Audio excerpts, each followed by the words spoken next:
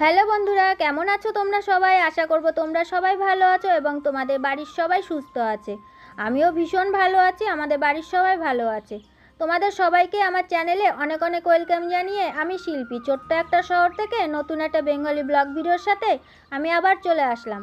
আশা করব আজকের ভিডিওটা তোমাদের প্রত্যেকের ভালো লাগবে। ভিডিওটা ভালো লাগলে অবশ্যই ভিডিওতে একটি লাইক দিয়ে আমার পাশে থেকো আর অনেক অনেক ভালোবাসা নিও। নতুন বন্ধু যদি হয়ে থাকো এখনও পর্যন্ত চ্যানেলটাকে সাবস্ক্রাইব করোনি, চ্যানেলটাকে সাবস্ক্রাইব করে ভিডিওটা ভালো লাগলে অবশ্যই ভিডিওতে একটি লাইক দিয়ে আমার পাশে থেকো আর অনেক অনেক ভালোবাসা নিও। বড়দের প্রণাম জানাই, ছোটদের বুক ভরা ভালোবাসা দিয়ে আজকে নতুন সকালে নতুন দিনে নতুন ব্লগটা শুরু করলাম।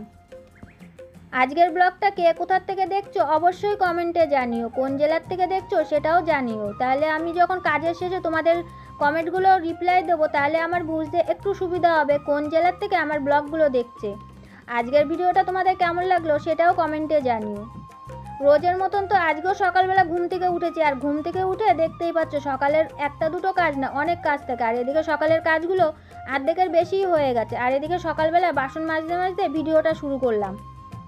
কালকে যখন আমার যখন কাজ হয়ে গেছিলো তা কাজের শেষে তোমাদের কমেন্টগুলো পড়ছিলাম, ভীষণ ভালো লাগছিলো। শর্ট ভিডিওতে প্রচুর কমেন্ট এসছে, আর এদিকে ফুল ভিডিওতে খুব একটা কমেন্ট আসেনি। আর এদিকে আমার কালকে আমি যখন কমেন্টগুলো পড়ছিলাম তখন বাংলাদেশের থেকে একটা দিদিভাই আমাকে কমেন্ট করেছে। সেই দিদিভাইয়ের নামটা আমার সত্যিই মনে নেই, যেহেতু অনেকক্ষণ আগে আমি দেখেছিলাম, কালকে দেখেছিলাম, আর এখন আমার মনে নেই, তার জন্য বলতে পারছি না। কিন্তু কমেন্ট যেটা করেছে সেটা আমার মনে আছে। তা কালকে কমেন্ট করেছিল বাংলাদেশের থেকে। তা বাংলাদেশের মেয়ে আমি, বাংলাদেশে আমার জন্ম, আর আমার কলকাতাতে বিয়ে হয়েছে। আর বাংলাদেশের থেকে আমার বাবা যখন আমরা ছোট ছিলাম তখন আমাদের বাংলাদেশ থেকে এই দেশে নিয়ে এসেছে। আর এই দেশে এসে আমরা বড় হয়েছি, আর কলকাতায় এসে বড় হয়ে আর কলকাতায় আমাদের বিয়ে হয়ে গেছে। আমরা চার বোনেরই কলকাতায় বিয়ে হয়ে গেছে। আর বাংলাদেশে আমাদের প্রচুর আত্মীয় স্বজন আছে। তার ভিতরে কালকে একটা দিদিভাই আমাকে কমেন্ট করেছে বাংলাদেশের থেকে। ভীষণ ভালো লাগছিল দিদিভাই, কালকে আমাকে তুমি কমেন্ট করেছো, সে কমেন্টটা পড়ে আমার সত্যিই ভীষণ ভালো লাগছিল যে বাংলাদেশে কেউ না কেউ আমার নিজের লোক আছে। আর তোমরা তো আমার নিজের লোক, প্রত্যেকেই যারা যারা আমার এই ভিডিওগুলো দেখছো প্রত্যেকে আমার নিজের লোক, নিজের বলতে নিজের থেকেও নিজের লোক। তা তোমাদের কমেন্টগুলো পড়লে পরে ভীষণ ভালো লাগে, মনটাও তখন মনে হয় যে না, আমার পাশে কেউ আছে। নিজের লোক না থাকলেও অবশ্যই তোমরা আমার পাশে আছো।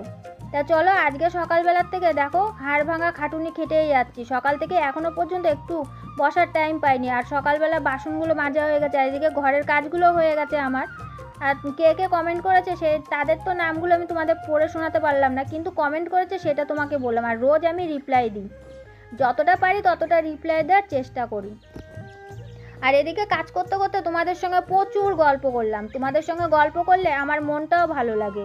আর এদিকে কিছুদিন ধরে ভাবছিলাম চিরুনিগুলো না প্রচুর ময়লা হয়েছে, আমি পরিষ্কার করবো, তাই নিয়ে বসলাম। তা চলো, এদিকে তোমাদের সঙ্গে গল্প করতে করতে এইদিকে আমি ঘরে চলে আসলাম। আর এদিকে ঘরে এসে আমার তো এদিকে কাজকর্মগুলো হয়ে গেছে, আর এদিকে আমার রান্নাটাও হয়ে গেছে। রান্না বলতে কি, রান্না করতে করতে আজকে আমার গ্যাস চলে গেছে। ভাত করলাম আর এদিকে আলু সেদ্ধ করলাম। তাই এদিকে আলু সেদ্ধ ভাত করেছি আর এর মধ্যে গ্যাসটাও চলে গেছে। তাই এদিকে আবার ছেলের খিদেও পেয়ে গেছে। তা ছেলেকে খেতে দেবো বলে আমি আবার খাবারটা বাড়তে চলে আসলাম। তাই এদিকে বড় ছেলেকে খেতে দিয়ে তারপরে আবার বাবা ফোন করলো। বাবা ওইদিকে বাপের বাড়িতে যেতে বলেছে। তা দাদা আবার কাঁঠাল রেখেছে। আর এদিকে বাবা ফোন করে বলছে যে কাঁঠাল খাওয়ার জন্য ওই বাড়িতে যেতে। আর দাদাও ফোন করে বাবাকে বলেছে। তা বাবা ফোন করে আমাকে বললো। তা আমি আবার এদিকে ছেলের খাবারটা দিয়ে তারপরে যাব। আর এদিকে আলু সেদ্ধ ভাত করেছি, আলু সেদ্ধ দিয়েই আজকে দেবো ছেলেদের খেতে। আর এদিকে আমার খাবারটাও বাড়া হয়ে গেছে, দেখতেই পাচ্ছ। ছেলেরও খিদে পেয়ে গেছে, সকালবেলা একটা বিস্কুট খেয়েছে। তা আমি এদিকে বেরোবো বলে তা এদিকে দেখছি আমার মাথার উপরে, আমার যেহেতু রান্নাঘরটা ভেঙে গেছে, আর মাথার উপরে যে টিনটা যদি কোনো মোমেন্টে মাথার উপরে যার মাথায় পড়ুক না কেন, ওখানে প্রচুর পেরেক আছে। আর পেরেকগুলো যদি মাথার উপরে পড়ে তাহলে আবার ডাক্তারখানায় নিয়ে দৌড়তে হবে। যার মাথায় পড়বে তাকেই ডাক্তারের কাছে নিয়ে দৌড়তে হবে। তার জন্য আমি আবার ভাবলাম তাহলে রান্নার ওই জায়গাটা পরিষ্কার করে একদম ঠিকঠাক করে, আর এইদিকে আমি একটা লাঠি নিয়ে আসলাম, লাঠি দিয়ে সুন্দর করে এই জায়গাটা ঠিক করে দিয়ে যায়। আর এদিকে একটুখানি ঠেলে দিলাম যাতে না পড়ে।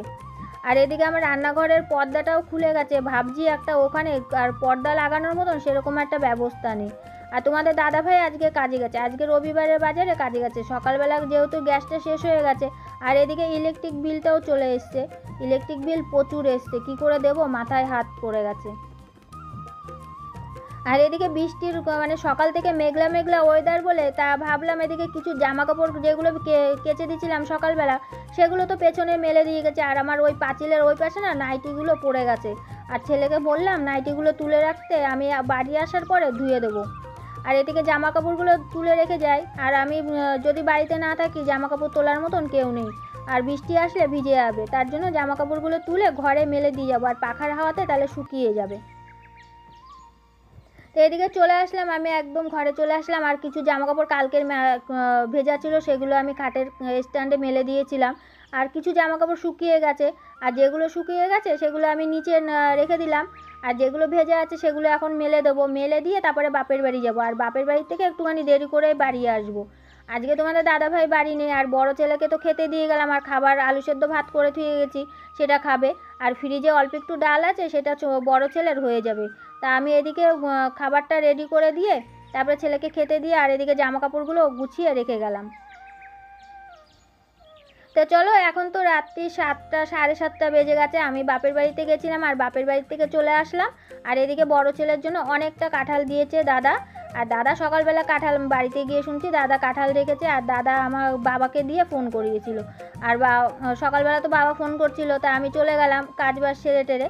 তা দাদা কাঁঠাল নিয়ে এসছে, দাদা আবার সেই ভেঙে টেঙে সবাইকে খেতে দিল, দাদা ভাঙেনি মা ভেঙেছে, আর দাদাও খেলো আমিও খেলাম আর দাদার মেয়েও খেলো। ছোটো বড় মেয়ে খেতে চায় না, ছোটো মেয়ে পুচকে যেটা সেটা একটুখানি ভেঙে ভেঙে দিলাম আর কুটকুট করে খেলো। আর আমরা এদিকে কাঁঠাল টাঠাল খেয়ে মুড়ি দিয়ে আম দিয়ে সবাই খাওয়া দাওয়া করে তারপরে রাত্রি 7:30টার সময় বাড়ি চলে আসলাম। আর বাড়ি এসে ঘরের কাজগুলো দেখো আবার সেই সকালবেলার থেকে যে কাজগুলো রেখে গেছিলাম যেগুলো বাকি ছিল সেগুলো করতে শুরু করে দিলাম, আর জামা কাপড়গুলো যেরকম রেখে গেছিলাম সেরকমই আছে। আর ঘর দোর অবস্থা সেই মানে কি বলবো একদম মানে ডাস্টবিন হয়ে গেছে, সেগুলো পরিষ্কার করে জামা কাপড়গুলো ভাঁজ করছি। আর এখন আমাদের ঘরে দেখতেই পাচ্ছ পুরো অন্ধকার, মানে অন্ধকার এর জন্য না আমি রাত্রিবেলা ভিডিও করি না, যতটা পারি দিনে দিনে করে রাখি। ভিডিওটা আর বেশি বড় করলাম না, নেক্সট ভিডিওর সঙ্গে তোমাদের সবার সঙ্গে দেখা হবে। ততক্ষণের জন্য তোমরা সবাই ভালো থেকো এবং সুস্থ থেকো, আর সবাইকে